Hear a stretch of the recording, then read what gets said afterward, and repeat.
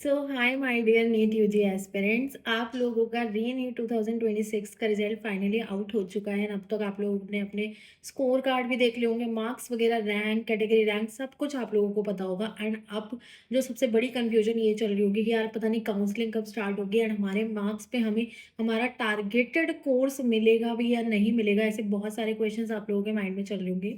तो ये वाली वीडियो मैं स्पेशली आप लोगों के लिए लेकर आई हूँ कि आपके मार्क्स पे आपको कौन सा कोर्स टारगेट करना चाहिए, किसके चांसेस ज़्यादा है आपको मिलने के, सारी गाइडेंस मैं इस वीडियो में देने वाली हूँ। तो वीडियो को पूरा देखना। आपके मार्क्स पे कैटेगरी वगैरह मतलब सब चीज़ मैंने कंपाइल करके सारी ये वीडियो बनाई है। इसमें बहुत टाइम लगा है सारी चीज़ें समझने में एंड सब कुछ आप लोगों को स्लाइड्स के थ्रू समझाने में। तो वीडियो को एंड तक देखना। तो चलो सब स्टार्ट करते हैं। इसमें हम सबसे पहले काउंसलिंग की गाइड मैं आप लोगों को दूंगी कि आपके मार्क्स पे आपको क्या चीज़ अलॉट हो सकती है। तो इसमें जो चीज़ सबसे पहले हम लोग समझेंगे, देखो यार बहुत सारे कमेंट में ना लोग डाउट पूछ रहे थे कि क्या हमारे मार्क्स पे हमें ये कोर्स मिल सकता है।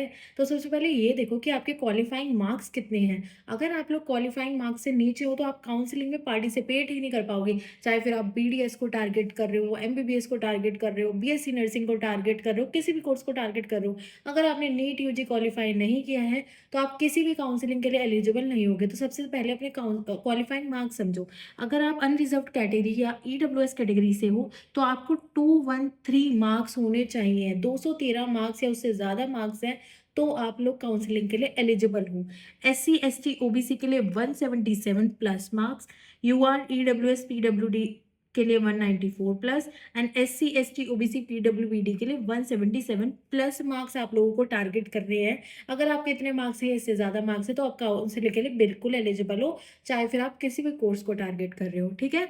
नेक्स्ट जो चीज़ हम लोग समझेंगे वो चीज़ ये है कि काउंसलिंग की प्रोसेस कैसे होती है, काउंसलिंग कैसे कराई जाती है, काउंसलिंग किस चीज़ में डिवाइड होती है और कैसे चीज़ें देखी जाती है। देखो, काउंसलिंग हमारी दो तरीके से होती है। एक होती है हमारी ऑल इंडिया काउंसलिंग जो कि एमसीसी कंडक्ट कराता है, दूसरी होती है हमारी स्टेट की काउंसलिंग जो हमारी स्टेट अथॉरिटी कंडक्ट कराती है। सपोज मैं अगर यूपी की रेजिडेंट हूँ तो मेरी यूपी के थ्रू स्टेट काउंसलिंग होगी एंड ऑल इंडिया सबके लिए कॉमन होगी। ठीक है। ऑल इंडिया काउंसलिंग में आपका एमसीसी कंडक्ट कराता है एंड एमसीसी के थ्रू आपको 15% ऑल इंडिया कोटा की सीट्स के लिए काउंसलिंग के लिए आप एलिजिबल होंगे। 15% सीट्स के लिए सारे बच्चे 15% सीट के लिए एलिजिबल होते हैं ऑल इंडिया काउंसलिंग के थ्रू। एंड इसकी काउंसलिंग अलग होती है, एमसीसी के थ्रू वो शेड्यूल आता है एंड स्टेट की काउंसलिंग अपनी अलग होती है जो स्टेट की अथॉरिटी निकालती है। ठीक है। इसके थ्रू आपको गवर्नमेंट एमबीबीएस बीडीएस की सीट्स अलॉट होती है। एम्स, जिपमर, बीएचयू, एएमयू और भी बहुत सारे जो टॉप इंस्टीट्यूशंस हैं उसकी सीट्स आपकी ऑल इंडिया कोटा के थ्रू आपको अलॉट होती है 15% में। ठीक है। और इसके अलावा आपकी डीम्ड यूनिवर्सिटीज जितनी भी होगी उसकी। ठीक है। नेक्स्ट जो चीज़ हम लोग देखेंगे वो है हमारी स्टेट की काउंसलिंग। स्टेट की काउंसलिंग हमारी कैसे होती है, सबसे पहले सॉरी हम प्रोसेस समझ लेते हैं एक बार एमसीसी की काउंसलिंग की। तो हमारी प्रोसेस क्या होती है एमसीसी की काउंसलिंग की। सबसे पहले आपको एमसीसी में रजिस्ट्रेशन करना है, उसके बाद आपको फ़ी पेमेंट करनी होती है। सबकी कैटेगरी वाइज फीस अलग होती है। उसके बाद आपका शेड्यूल आ जाता है काउंसलिंग का, फिर आपको चॉइस फिलिंग, चॉइस लॉकिंग, फिर आपकी सीट अलॉटमेंट होती है आपके मार्क्स में जो भी कोर्स को आपने टारगेट किया है, कॉलेज को टारगेट किया है। उसके बाद आपकी रिपोर्टिंग होती है एंड डॉक्यूमेंट वेरिफिकेशन के बाद आपको पूरी तरह से कॉलेज के अंदर एडमिशन मिल जाता है।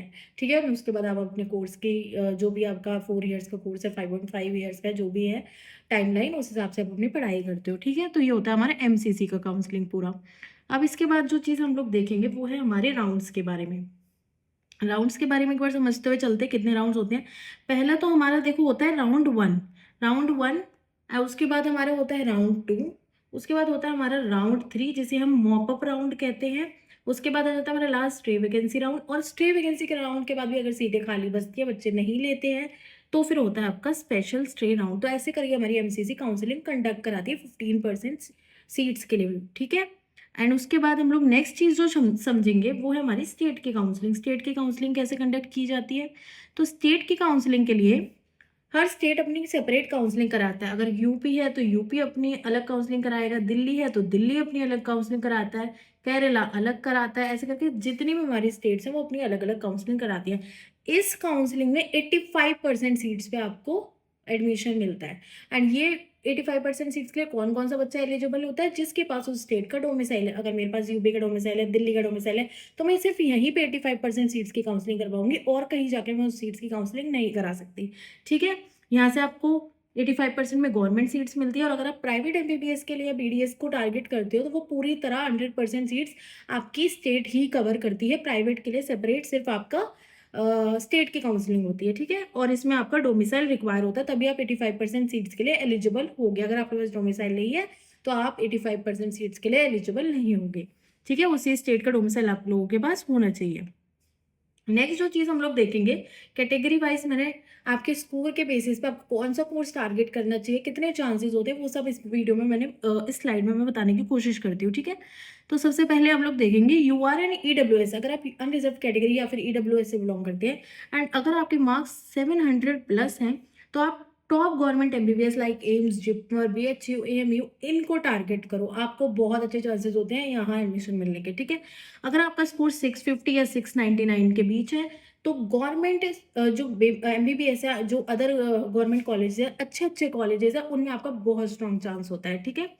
इसके बाद आपके 600 या 649 मार्क्स है तो गवर्नमेंट एमबीबीएस स्टेट वाइज मैंने वो बताया था ना 85% सीट्स, अगर आपके पास यूपी का डोमिसाइल है तो वहाँ के जो टॉप कॉलेजेस है उसमें आपके चांसेस बहुत स्ट्रॉन्ग होते हैं, ठीक है। उसके बाद हम देखते हैं, अगर आपके मार्क्स यूआर या फिर ईडब्ल्यूएस में अगर आपके मार्क्स 550 या फिर 599 के बीच हैं तो आप स्टेट की गवर्नमेंट एमबीबीएस के लिए आपके चांसेस अच्छे होते हैं मिलने के, बट थोड़ा लेटर राउंड्स में हो जाता है जैसे जैसे आपके मार्क्स डिक्रीज होते जाते हैं, और आपको गवर्नमेंट बीडीएस या आयुष कोर्सेज में बहुत स्ट्रॉन्ग चांसेस होते हैं मिलने के, ठीक है। 500 या फिर 549 के बीच में अगर आपके मार्क्स हैं तो गवर्नमेंट एमबीबीएस आपको लास्ट राउंड तक अलॉट हो सकता है, बट ये कंफर्मेशन नहीं है, लास्ट तक कट ऑफ अगर डाउन चली गई तो आपको मिल सकता है, ठीक है। अदरवाइज बीडीएस हो गया, आयुष हो गया, बीएससी नर्सिंग हो गया, ये सारे जो भी कोर्सेज हैं इसमें आपके स्ट्रॉन्ग चांसेस होते हैं आपको मिलने के, ठीक है। इसके बाद जो चीज़ हम लोग बात करेंगे वो है 400 से 499 के बीच में अगर आपके मार्क्स हैं तो आपको क्या चीज़ टारगेट करनी चाहिए। 400 या फिर 499 के बीच में अगर आपके मार्क्स हैं तो आप बीएससी नर्सिंग को टारगेट कर सकते हो, स्टेट के थ्रू भी आपको मिल सकती है। बीपीटी को टारगेट कर सकते हो, आजकल बहुत डिमांड में है, कुछ कुछ नीट के थ्रू कॉलेजेस एडमिशन देते हैं। MNS military nursing service detail video बना चुकी हूँ, उसके बेसिस पे आपके इसमें काफ़ी अच्छे चांसेस होते हैं एडमिशन होने के, ठीक है। बहुत अच्छा मतलब एक तरीके से बहुत अच्छी जॉब है, ठीक है। उसके अलावा आप प्राइवेट एमबीबीएस के लिए तो एलिजिबल हो ही जाते हो, ठीक है। अगर आपके मार्क्स 400 से नीचे हैं तो आपके पास ऑप्शन है private MBBS, BDS, Ayush courses and ये सब में, एंड एमबीबीएस अब्रॉड, इसमें आपके चांसेस थोड़े हो सकते हैं, ठीक है। इसमें आपके स्ट्रॉन्ग चांसेस हो सकते हैं। इसके अलावा अब हम बात करते हैं ओबीसी कैटेगरी की। ओबीसी कैटेगरी में क्या रहता है क्राइटेरिया, ओबीसी कैटेगरी से अगर आप बिलोंग करते हो, अगर आप 650 प्लस मार्क्स आ रहे हैं आपके तो गवर्नमेंट एमबीबीएस, एम्स वगैरह, जिपमर वगैरह इनमें आपके स्ट्रॉन्ग चांसेस होते हैं। 600 से 649 मार्क्स हैं तो गवर्नमेंट एमबीबीएस आपको मिल सकता है, थोड़े नीचे कॉलेजेस में लाइक एम्स वगैरह में थोड़ा टफ पड़ जाता है, बस उससे नीचे जितने कॉलेजेस में स्ट्रॉन्ग चांसेस हो सकते हैं। 500 से 549 स्टेट के एमबीबीएस में बहुत अच्छे चांसेस हो सकते हैं, जो आपका 85% कोटा वाला होता है। उसके अलावा बीडीएस, आयुष कोर्सेज, इनमें बहुत अच्छे चांसेस आपके बन सकते हैं। 400 से 499 में आपको मैंने बताया एमएनएस आप ले सकते हो, बीएससी नर्सिंग को टारगेट कर सकते हो, आयुष कोर्सेज मिल सकते हैं बहुत अच्छे। उसके बाद अगर आपके मार्क्स 400 से नीचे हैं तो आपके पास क्या क्या चीज़ें चांसेस हो सकते हैं, आप लोग प्राइवेट एमबीबीएस को टारगेट कर सकते हो, आयुष कोर्सेज को टारगेट कर सकते हो, बीएससी नर्सिंग को टारगेट कर सकते हो, ठीक है। ये वाले हो जाते हैं आपके ओबीसी कैटेगरी के लिए मैंने बताया। उसके बाद हम बात करेंगे एससी कैटेगरी के लिए। एससी कैटेगरी में आपके क्या चांसेस बन सकते हैं, तो अगर आप लोग एससी कैटेगरी से बिलोंग करते हो, अगर आपके 600 प्लस मार्क्स है तो एम्स वगैरह, जिपमर, बीएचयू, एएमयू इनमें बहुत अच्छे चांसेस हो सकते हैं आप लोगों के एडमिशन के लिए एमबीबीएस के लिए। 500 से 599 में गवर्नमेंट एमबीबीएस थोड़े नीचे वाले मिल सकते हैं, मतलब अच्छे ही होते हैं वो भी, बट एम्स लेवल वाले उससे थोड़े नीचे। 450, 499 आपके स्टेट के कॉलेजेस पे डिपेंड करेगा, आपकी स्टेट में आपको मिलने के बहुत अच्छे चांसेस हो सकते हैं 85% सीट्स वाले। 350 से 450 मार्क्स है, बीडीएस हो गया, बीएससी नर्सिंग हो गया, आयुष कोर्सेज हो गया, एमएनएस हो गया, इनमें स्ट्रॉन्ग चांसेस आप लोगों के बन सकते हैं, ठीक है। इसके अलावा हम बात करते हैं आपकी एससी एसटी कैटेगरी के लिए। एसटी कैटेगरी में क्या चांसेस बन सकते हैं, अगर आप लोग एसटी कैटेगरी से बिलोंग करते हो, 550 प्लस मार्क्स है, स्ट्रॉन्ग एमबीबीएस चांस, नेम्स वगैरह इन सब में बहुत अच्छे चांसेस हो जाते हैं। 500 से 549 में गुड एमबीबीएस मिल सकता है। 450 से 499 में आपकी स्टेट के कॉलेजेस में आपको एडमिशन अच्छे से मिल सकता है। अगर आप लोग 350 और मैं बोलूँगी कि इसको ना 400 तक भी कर लो, स्टेट के कॉलेजेस 400 तक भी चले जाते हैं, थोड़े से इससे प्लस माइनस स्टेट में एमबीबीएस मिल सकता है। 350 से 450 में अगर आपके मार्क्स हैं, तो आप लोग आयुष कोर्सेज़ हो गए एंड आपके एमएनएस हो गया, बीडीएस हो गया, बीएससी नर्सिंग हो गया एंड स्टेट के भी आप लोग जो आपके गवर्नमेंट एमबीबीएस हैं, उनमें भी आपके चांसेस बन सकते हैं। ठीक है? तो ये हो गई हमारी एसटी कैटेगरी तक की बात। उसके बाद जो हम बात करेंगे पीडब्ल्यूडी कैंडिडेट्स जितने भी हो गए, देखो यार पीडब्ल्यूडी कैंडिडेट्स के लिए अगर आपके 200 प्लस भी मार्क्स है ना, अगर आप क्वालिफाई भी कर चुके हो एग्जाम को, तो आपको एडमिशन मिल जाता है। लास्ट राउंड तक मिले पर आपको गवर्नमेंट एमबीबीएस मिलने के चांसेस हो जाते हैं। तो वो गुड एमबीबीएस चांस 200 या फिर 200 प्लस मार्क्स है तो आपको लास्ट राउंड तक भी अलॉट हो जाते हैं कॉलेजेस। ठीक है, तो ये वाली बात कर ली हमने सारी। एक मैं एडिशनल चीज़ आप लोगों के साथ शेयर करना चाहती हूँ कि अगर आप लोगों ने नीट को क्वालिफाई कर लिया है, मतलब आपके क्वालिफाइंग मार्क्स है या उससे ज़्यादा है ना, तो यार आपको प्राइवेट जो कॉलेजेस है ना एमबीबीएस के लिए, वो तो मिल ही जाएंगे, वो मिल जाते हैं लास्ट राउंड तक आपको मिल जाएंगे। थोड़े अच्छे लेवल वाले नहीं मिलेंगे लेकिन लो लेवल वाले मिल जाते हैं। इसके अलावा जो आपके अब्रॉड वाला एमबीबीएस है उसके आपके चांसेस हो जाते हैं।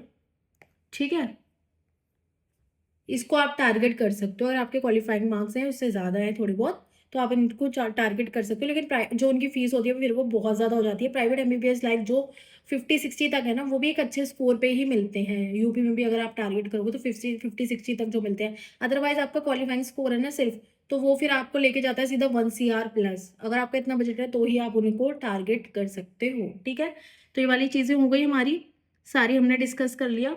इसके बाद मैं आप लोगों को जो चीज़ बोलना चाहती हूँ कि मार्क्स से सिर्फ हम लोग रफ आइडिया निकाल सकते हैं। पूरा मैं आप लोग को अश्योरिटी नहीं दे रही हूँ कि आपको इन मार्क्स पे मिलेगा ही। मैं आपको गाइड कर रही हूँ सिर्फ। इन मार्क्स पे हमें एक रफ आइडिया मिल सकता है। जो फाइनल आपका जो सिलेक्शन होगा वो आपकी ऑल इंडिया रैंक हो गई, आपकी कैटेगरी रैंक हो गई, आपके इस डोमिसाइल के स्टेट के हो, और अदरवाइज आप लोग काउंसलिंग कैसे कराते हो वो इन सब चीज़ों पर डिपेंड करेगा। ठीक है, तो ये वाली चीज़ आप लोगों ने समझ ली। उसके बाद नेक्स्ट चीज़ जो मैं आप लोगों को बताती हूँ कि आप लोग मेरा टेलीग्राम ज्वाइन कर लो। कोई भी NEET related, AIIMS related update होती है तो सारी आप लोगों को मैं टेलीग्राम पे देती हूँ, जितनी अपनी तरफ से इन्फॉर्मेशन दे सकती हूँ।